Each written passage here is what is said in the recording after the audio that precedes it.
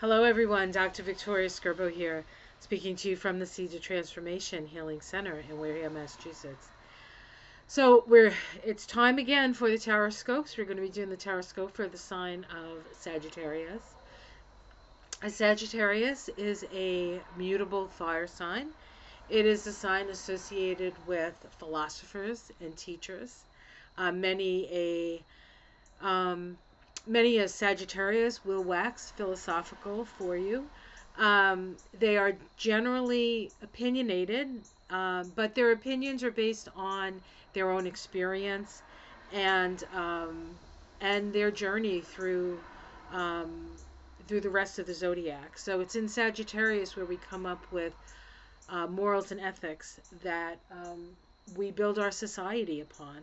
So it's an important sign. It's an optimistic sign. And it's the sign right after Scorpio. So who wouldn't be optimistic right after they've moved through the underground realms of Scorpio? So Sagittarius is, the person on top of the mountain getting the higher perspective. So what is in store for Sagittarius this month? Well, we have, in the month of October, the ruling planet of Sagittarius, Jupiter, will be stationing direct. It has been going retrograde. It actually, it retrograded. It was actually in Pisces. Jupiter was in Pisces for a little while and has retrograded back into Aquarius. And now it's going to change direction and go direct. And so for Sagittarius, you may feel like things are finally moving in the right direction because your ruler is moving in that direction. You might have had plans. One thing a Sagittarius loves is a good plan that you couldn't actually do anything about now that Jupiter is moving forward. That should loosen up. On the same day, which is the 18th of October, that Jupiter is moving forward, Mercury is also going direct. And then so that's towards the end of the month where Mercury and Jupiter go direct. At the beginning of the month, we have Pluto going direct on the 6th. That is the same day as the new moon in Libra, which I'll talk about for you. And then we have Saturn going direct on 10/10. That's the 10/10 portal. And Saturn is in Aquarius. Pluto, of course, is in Capricorn. So we have that new moon in Libra. It's a very powerful new moon. It is conjunct Mars and in conjunct Uranus. So there's a lot of energy, but there's also expect the unexpected. And the unexpected will come from an angle that you're not expecting, which sounds like it's unexpected.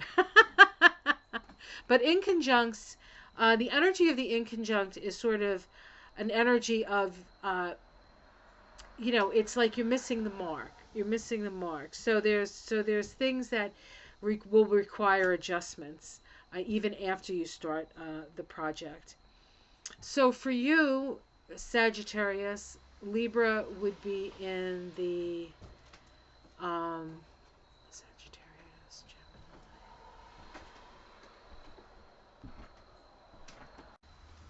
So the new moon for you is falling in your 11th house.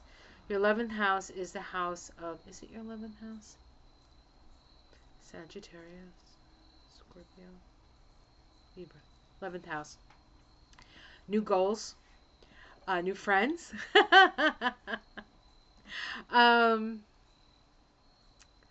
So there's a lot of energy in that 11th house. The 11th house is the house that's naturally ruled by Aquarius. So it can also bring in Aquarian things, which of course one of those things is friendship. But it's also revolutionary. So you can be feeling rather revolutionary. Well, there's one thing about Sagittarius is they like the truth. Now, the south node of the moon is in Sagittarius. So we have been having to really evaluate those things that we believe in, especially those things that emotionally trigger us. Because the south node, when I talk about the south node, I'm talking about the south node of the moon. And the moon is how we react and respond to life. So Sagittarius have been having to sort of do a real review of themselves and the things that they believe in and the things that they'll back, right? So, but in that respect, if it is something that you truly believe in and it's something that's truly important to you, you're going to put your energy into it. And so we could see that with that new moon in Libra, bringing a little bit more of that revolutionary energy to your day. We also have a full moon in Aries. Of course, Aries is the fifth house, which is the house of romance. But Eris is conjunct that full moon. And I believe Mars is there as well, because Mars moves along with the moon. So there can be a lot of disruption in your romances. But it's also children. It's the house of children. So there can be some, you might have your children being a little bit more rambunctious than they usually are, and maybe a little bit more, I'm not going to do what you say kind of thing. So just be aware of that. But, you know, it can also be a releasing of deep feelings of love, because it is that fifth house. So complex. Quite frankly, it's just a complex year, honestly. So Pluto changes direction on that new moon. For you, Sag, Pluto is in your second house. So that can be your second house is your money house. With Pluto moving forward, I think if you've been feeling a little like that you've had less, I think Pluto is going to bring some more resources your way, or certainly reasons to be resourceful, which you certainly can do. Saturn goes direct in Aquarius for you, and Aquarius is your third house. And so plans that you had with siblings, perhaps, you may be able to move forward on those. But Saturn in the third house does bring a certain amount of restriction.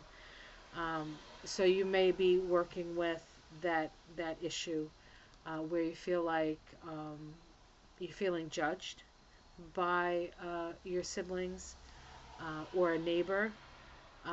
But Saturn in Aquarius does ask us to create bonds that help everybody to sort of get along. Because Aquarius, even though it's Saturn, it's Aquarius. And Aquarius really wants us to work together to raise all boats. So there can be some cooperation with your neighbors and your siblings as well. But it hasn't been without its challenges, quite frankly. And I think that's what I want to say. Jupiter changes direction, as I said when I first got on here, and Jupiter is in Aquarius, so that's also third house for you. So that's good. All right. Let's see what the cards have to say for you, Sag. All right, let's take a look. I'm using the Arcanum Deck. And we're almost ready. Okay, so let's see what's up for the sign of Sag for October 2021. Okay, we have the Six of Pentacles. This card is about fair distribution of resources. This could either be you receiving help because you need it, or you giving help because it is needed.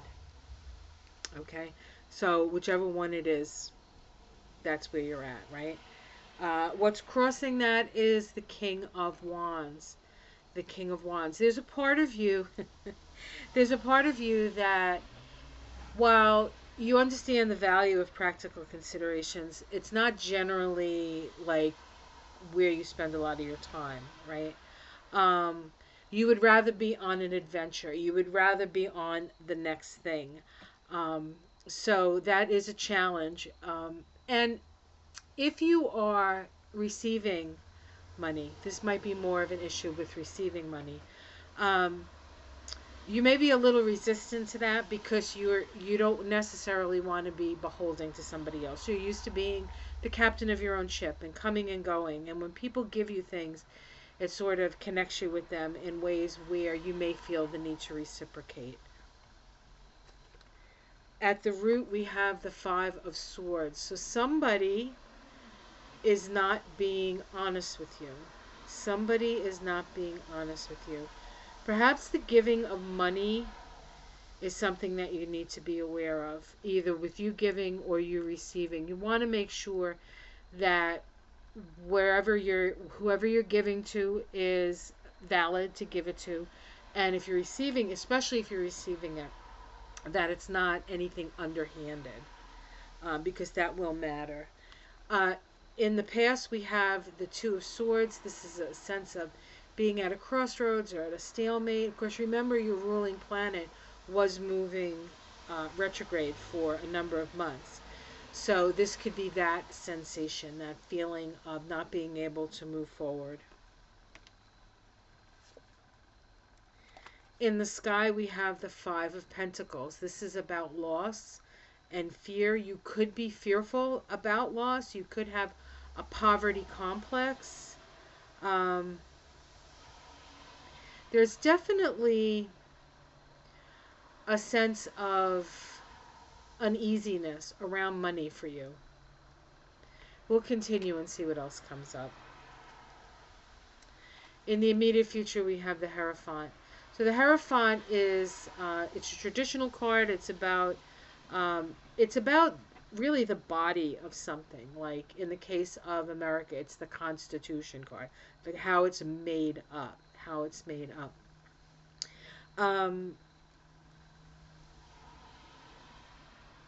It's also a card of wisdom.